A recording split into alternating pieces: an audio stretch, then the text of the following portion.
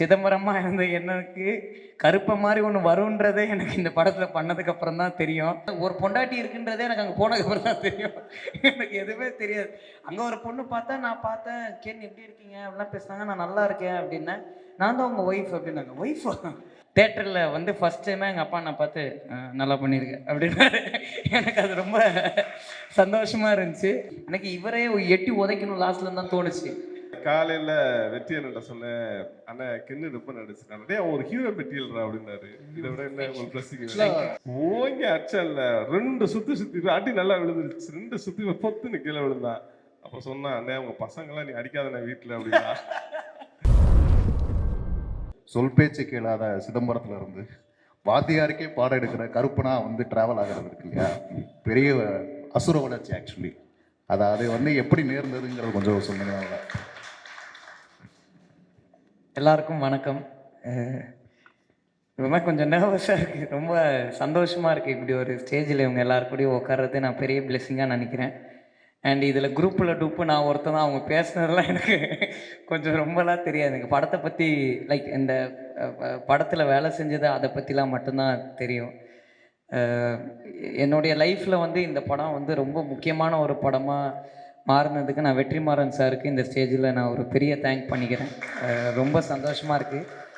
And press media அண்ணன் உங்கள் எல்லாருக்கும் ரொம்ப தேங்க்ஸ். நான் நேற்றுலேருந்து எனக்கு நிறைய பேர் கால் பண்ணி ரொம்ப விஷ் பண்ணாங்க.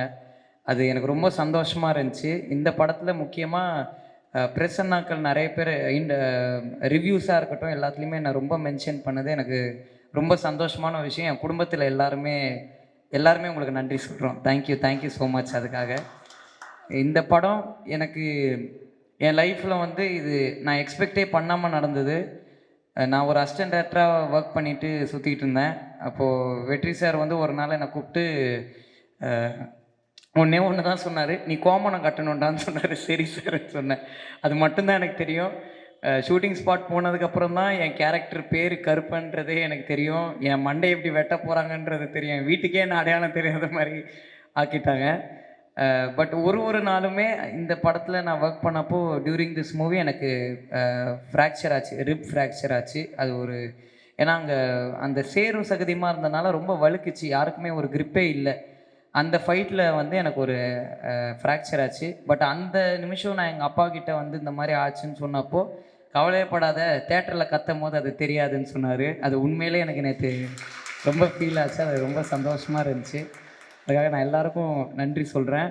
இந்த படத்தில் கருப்பனா என்னை வந்து நான் பண்ண இந்த கேரக்டர் அண்ட் என்னை மொத்தமாக மாற்றினது என் இயக்குனர் வெற்றிமாறன் சார் தான். அவர் தான் எனக்கு எல்லாமே சொல்லி கொடுத்தாரு.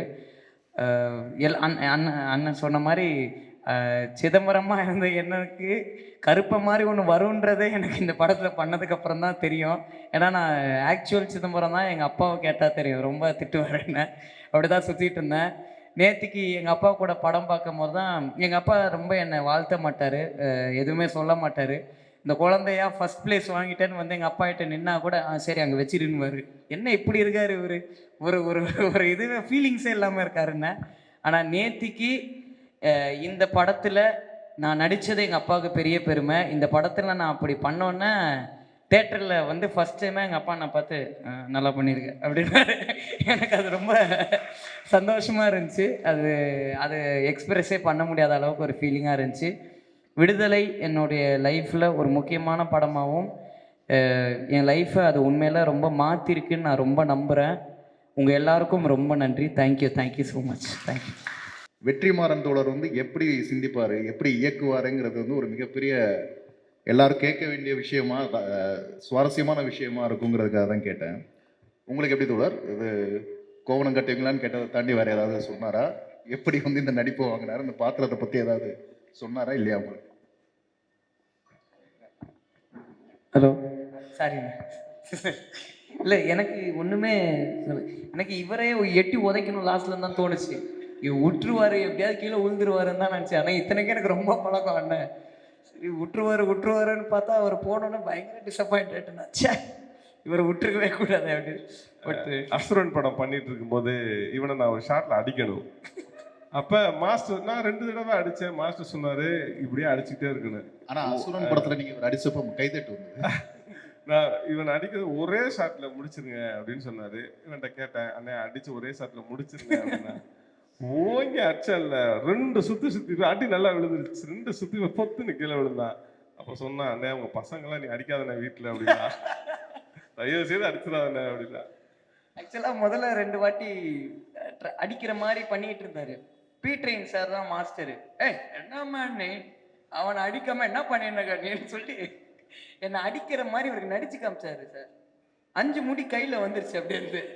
இந்த மாதிரி என்னன்னா, தம்பி ஒரே அடி வாங்கிக்க கம்முன்னு, இல்லைன்னா அவர் வந்து சொல்லித்தரேன்னு இன்னும் இருக்கிற முடியெல்லாம் பிடிக்க நான் அடிச்சிருக்கேனே இல்லை. அந்த அடிச்சதுக்கு அப்புறம் தான். பட் இந்த இடத்துல நான் சொல்லணும், நான் ரொம்ப நாள் கழிச்சு அண்ணனை பார்க்குறேன். அந்த ஃபைட்டு போயிட்டு இருக்கும் போது தூரத்துல கேமரா வச்சுட்டு எல்லாம் போயிடுவாங்க. நாங்க 2 பேர் தான் தனியா பேசணும், வேற வழி இல்லை எங்க 2 பேருக்குள்ள. அப்போ அன்னைக்கு உங்களுக்கு நல்லா ஞாபகம் இருக்கணும், அப்பா அண்ணன் சொன்னது, உன் கலர் எனக்கு ரொம்ப பிடிச்சிருக்குடா, நீ கண்டிப்பா ஒரு பெரிய ஸ்டார் ஆவன்னு நீங்க சொன்னீங்க. எனக்கு அது ரொம்ப அன்னைக்கு ரொம்ப சந்தோஷமா இருந்துச்சு. நான் சொல்றது என்ன, இன்னைக்கு காலையில வெற்றி அண்ணன்ட்ட சொன்னேன், அண்ணன் கிண்ணு ரொம்ப நடிச்சிருக்காங்க. டேய் அவன் ஒரு ஹீரோ மெட்டீரியல்ரா அப்படின்னாரு. இதை விட என்ன ஒரு பிளஸிங். ஆடியோ லான்ச்லயே வெற்றி தோழர் சொன்னார் நினைக்கிறேன் இல்லையா? விஜய் சேதுபதி சொன்னார். இந்த படத்துல எனக்கு ஒண்ணுமே தெரியாது. நான் அப்படியே போனதுக்கப்புறம் அந்த கோமலன்னு சொன்னதுக்கப்புறம் தான் சார் ஆக்சுவலாக பயங்கரமா நடிப்பாரு. வெற்றி சார் சூப்பரா நடிப்பாரு. வெற்றி சார் நடிச்சது தான் நான் ஃபுல்லா அப்படியே இது பண்ணேன். பட் அந்த டைலாக் பேசும்போது தான் ஓ இப்படிலாம் நம்ம பேசணுமான்றதே எனக்கு இதாச்சு. மற்றபடி எனக்கு வேற எதுவுமே எனக்கு ஒரு பொண்டாட்டி இருக்குன்றதே எனக்கு அங்கே போனதுக்கப்புறம் தான் தெரியும். எனக்கு எதுவுமே தெரியாது. அங்கே ஒரு பொண்ணு பார்த்தா நான் பார்த்தேன், கேன் எப்படி இருக்கீங்க அப்படிலாம் பேசுனாங்க. நான் நல்லா இருக்கேன் அப்படின்னேன். நான் தான் உங்கள் ஒய்ஃப் அப்படின்னாங்க. ஒய்ஃபா என்ன சொல்கிறீங்க, இது எப்படிங்க ஒய்ஃப்னு? அதுக்கப்புறம் தான் எனக்கு தெரிய வந்துச்சு. எனக்கு சின்ன வயசுலேயே அந்த காலத்தில் கல்யாணம் நடந்துடும் தெரியும். அவ்வளோ சின்ன வயசில் நடக்கும்னு எனக்கு உண்மையிலே தெரியாது. நான் ரொம்ப ஷாக் ஆகிட்டேன் அதை பார்த்துட்டு. அதுக்கப்புறம் தான் அதெல்லாம் நடந்து நடிக்க நடிக்க நடிக்க தான் கதை தெரிஞ்சது. டப்பிங் பண்ணதுக்கு அப்புறம் தான் என் கேரக்டர் என்னன்னு எனக்கு தெரிஞ்சது. இதுதான் ஆக்சுவல். அந்த என்டையர் சீக்வன்ஸும் படத்துல வரும்னு நினைச்சீங்களா, எதிர்பார்த்தீங்களா? நான் படத்துல வந்தா போதும்னு நினைச்சிருந்தேன். ஏன்னா இது நம்ம இது கதையே கிடையாது. இது வாத்தியாரோடைய கதை. நம்ம ஒரு பார்ட்டா அதுல வரோம். எடிட்ல போயிட போகுது, நம்ம இவ்வளோ அடி வாங்கியிருக்கோமே கண்டிப்பாக நம்ம. ஏன்னா லாஸ்ட் இயர் வரைக்கும் சார் படத்துல எனிடே என்ன வேணாலும் நடக்கும். அதனால நம்ம எதையுமே ப்ரெடிக்ட் பண்ண முடியாது. பட் சார் வந்து இந்த ஃபைட் சீக்வன்ஸ் ஒரு 15 நாள் போச்சு. ஏன்னா கிளைமேட்டும் செட் ஆகலை, ரொம்ப மழை. அந்த இடத்துல பாம்பு தேள் எல்லாம் நிறைய வரும். நான் நினச்சிக்கிட்டு இருந்தேன், அந்த பொண்ணுக்கிட்ட நடிச்சுக்கிட்டு இந்த கிணத்துலேருந்து அந்த பொண்ணை வெளில கூட்டிகிட்டு வருவேன். வந்துட்டு முடிச்சுட்டு திரும்பி போனோம். நாங்கள் உக்காந்து இந்த இடத்துல பாம்பு இருந்திருக்கு, இவங்க யாரும் சொல்லவே இல்லை. நாங்கள் போயிட்டு வரும்போது சார் ரீடேக் போக வேணாம் சார் அப்படின்னாங்க. ஏன் அப்படின்னா அங்கே பாம்பு இருக்குது சார் அப்படின்னா. ஐயோ அந்த மாதிரி ரொம்ப டிஃபிகல்ட்டான இடமா இருந்துச்சு. அப்போது இந்த ஃபைட்டு போயிட்டே இருக்கும்போது ஒரு டைமில் வந்து ஆக்சுவலாக நிறைய ஃபைட்டு குறைஞ்சிருக்கு டியூரேஷனுக்காக. அப்போது சார் சொன்னார், கவலைப்படாத நாளைக்கு முடிஞ்சிடும் அப்படின்னாரு. நான் சொன்னேன், நான் லைட்டாக சிரித்தேன், உன் வாயில் வருதுல முடிச்சிருங்கன்னு, ஆனால் சொல்ல முடியாமல் இருக்கலன்னாரு. பட் எவ்ரி டைம் நீங்கள் சொன்ன மாதிரி இந்த ஃபைட்டு வந்து சார் சின்ன வயசில் வந்து இந்த கண்ணாடி முன்னாடி வந்து ஒரு படம் பார்த்துட்டு பவர் ரேஞ்சர்ஸ்லாம் பார்த்துட்டு வந்து அந்த மாதிரி சண்டை போட்டு பார்த்து நம்மளே நம்ம மாசா பிஜிஎம் பாடிக்கிட்டு சுற்றிட்டு இருந்த பையன் தான்.